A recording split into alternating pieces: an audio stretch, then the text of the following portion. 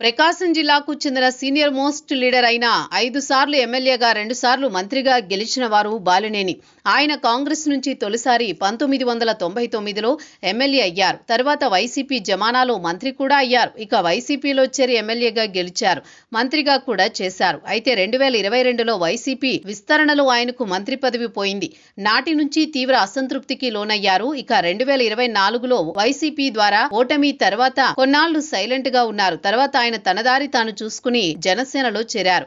అయితే జనసేనలో ఇమడలేకపోతున్నారు బాలినేని. ఆయనకు ఒంగోలు సిట్టింగ్ ఎమ్మెల్యే దామచర్ల జనార్దన్ రావుతో విభేదాలు తీవ్రస్థాయిలో ఉన్నాయి.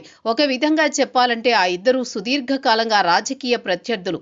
ఈ ఇద్దరి మధ్య 2012 ఉప ఎన్నికల నుంచి పోటీ ఏర్పడింది. 2012లో బాలినేని గెలిచారు. 2014లో తిరిగి ఇద్దరూ పోటీ చేస్తే దామచర్ల గెలిచారు. 2019లో దామచర్లను బాలినేని ఓడిస్తే 2024లో బాలినేనిని దామచర్ల ఓడించారు.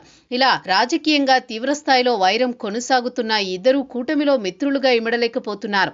ఒక వరలో 2 కత్తులు సరిపడవన్న తీరున అక్కడ వ్యవహారం ఉంది. ఇదిలా ఉంటే తాజాగా బాలినేని నిర్వహించిన ప్రెస్ మీట్ లో ఢీ అంటే ఢీ కొడతానని సవాల్ చేసే విధంగా మాట్లాడారు.